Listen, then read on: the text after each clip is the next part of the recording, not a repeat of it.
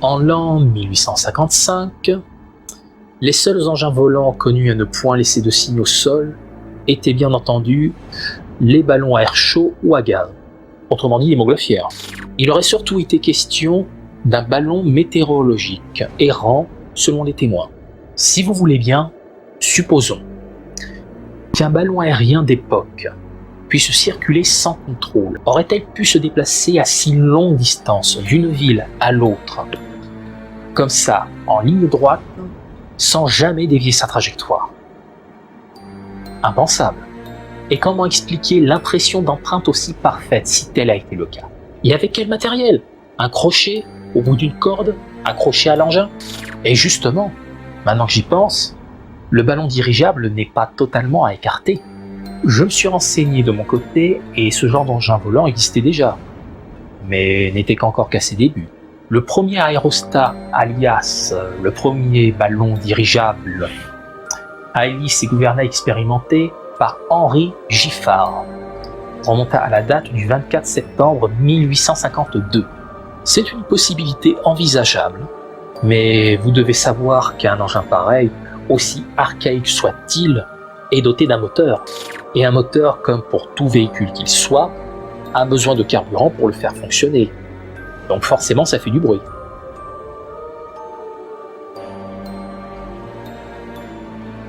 Dirigeable, montgolfière, enfin, peu importe le moyen de locomotion à ballon, à vapeur ou au gaz, piloté ou non, s'il faut aussi écarter cette théorie éventuelle, il faut faire de même avec un crochet fixé au bout d'une corde accrochée à cette catégorie d'engins volants.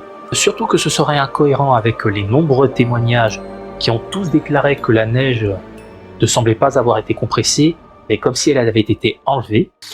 Alors si je vous disais qu'au plus tard, au XXe siècle, il a été suggéré l'hypothèse d'une intervention extraterrestre, vous me traiteriez de mytho?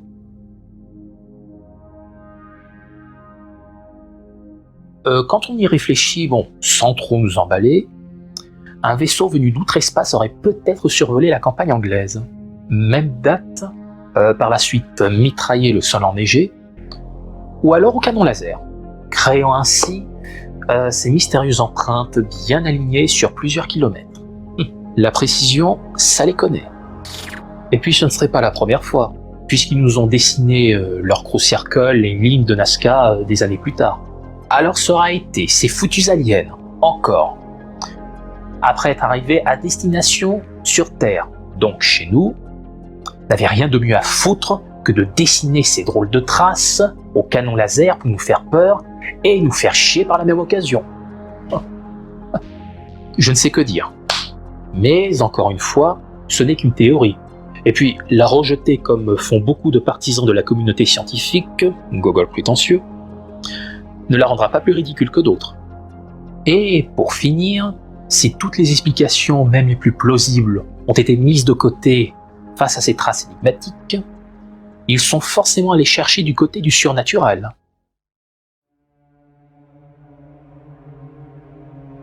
N'oublions pas que les Anglais de l'époque étaient très croyants et superstitieux, surtout ceux qui vivaient en campagne, en pleine campagne vraiment. Ils croyaient au paradis, tout comme ils croyaient à l'enfer. Et donc parmi eux, ils commencèrent à propager des rumeurs dans toute la région qui invoqua inéluctablement le diable.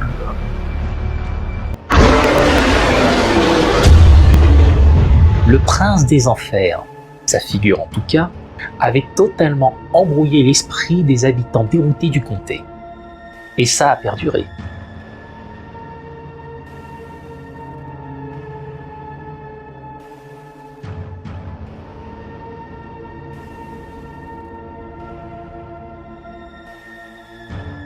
Et comme si ça ne suffisait pas, un représentant de l'Église s'était immiscé afin de bien renforcer les convictions.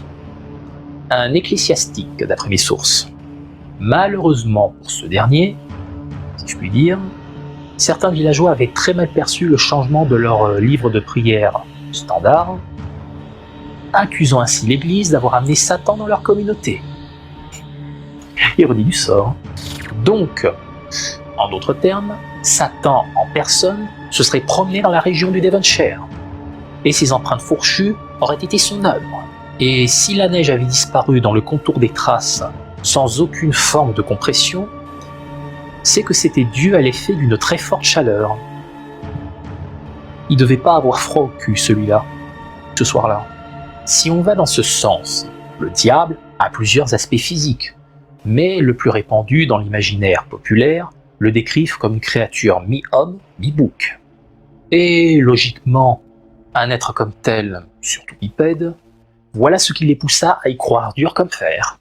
Encore une fois, cela émane d'esprits croyants, n'ayant aucune notion de rationalité.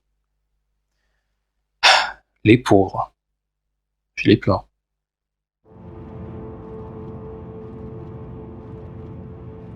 Après tous ces affolements, les nouvelles ne se répandent que très lentement jusqu'à ce que les journaux de Londres les publient le 16 février 1855, afin de faire connaître l'histoire.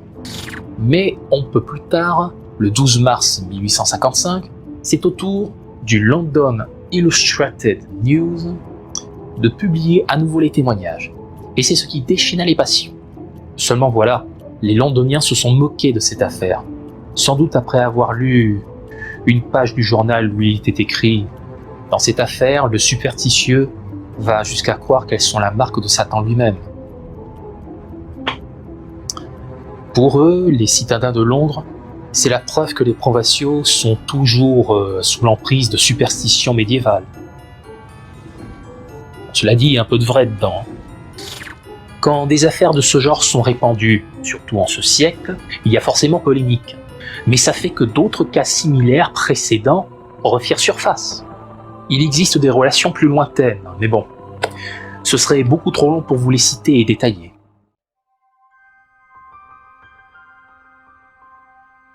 Mais, histoire de faire court, il y a eu d'autres cas similaires dans les îles Kerguelen ou Kerguelen, peu importe. D'où le célèbre explorateur James Clark Ross en aurait trouvé des traces en 1840.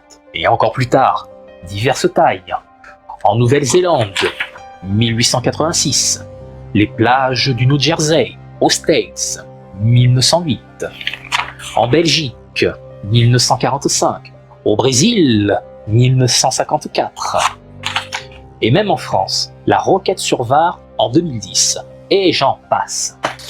Ah oui, les sabots du diable ont refait leur apparition en 2009 dans le Devon, je vous l'ai pas dit? Plus précisément, le 5 mars 2009. Ça revient souvent à un mois de mars. Pour résumer, Jill Wade, 76 ans, réside dans la ville de Walsall dans le nord du comté, se réveille un matin et découvre dans son jardin des empreintes bien étranges alignées dans la neige, tombées dans la nuit. Déjà vu. Ce qui rappela les mêmes événements ayant eu lieu 165 ans auparavant. À croire que Satan adorait arpenter ces contrées. Mais si ça se trouve, cette fois-ci, c'était Krampus qui était venu ce soir-là. Mais bon, il s'est trompé de date, car Noël, c'est en décembre. Tout le monde le sait, c'est bien connu.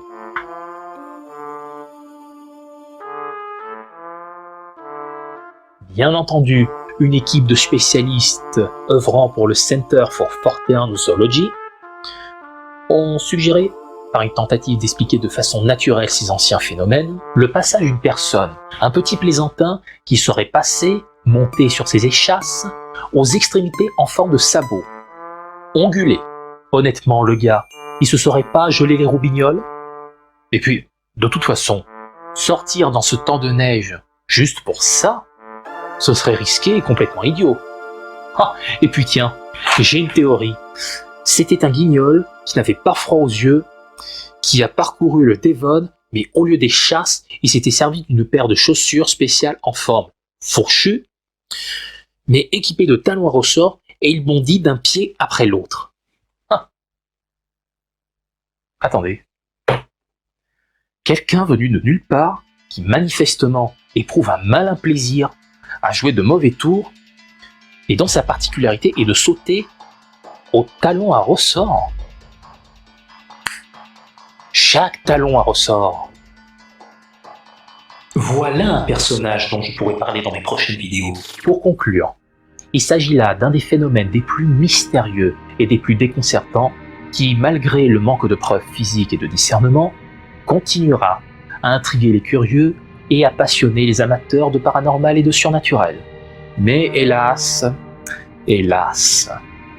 ça ne restera qu'un phénomène inexpliqué, sans aucune espérance d'obtenir une réponse un jour. J'en ai bien peur. C'est bien dommage. Sauf si un jour, dans le futur, nous parvenions à construire la première machine à remonter le temps. Un peu comme le TARDIS. Et voilà, la vidéo s'achève en espérant que le sujet sur ce phénomène inexpliqué vous ait plu. Et si tel a été le cas, n'hésitez pas à liker, à commenter, à partager et également à vous abonner pour ne rater aucune vidéo à venir. Vous pouvez également me suivre dans ma page Facebook et Twitter.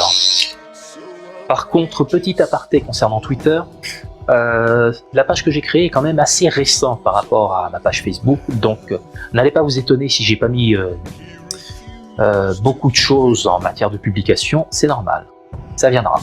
Dernier petit détail que je risque de répéter assez souvent puisque ça concerne le Covid-19 et les nombreux cas qu'il y a eu ces derniers temps, les gestes barrières, la responsabilité, port du masque, même en lieu public, je suis désolé, mais prenez également soin de vous et de vos proches également, c'est très important. Sur ce, je vous dis, salut les terriens!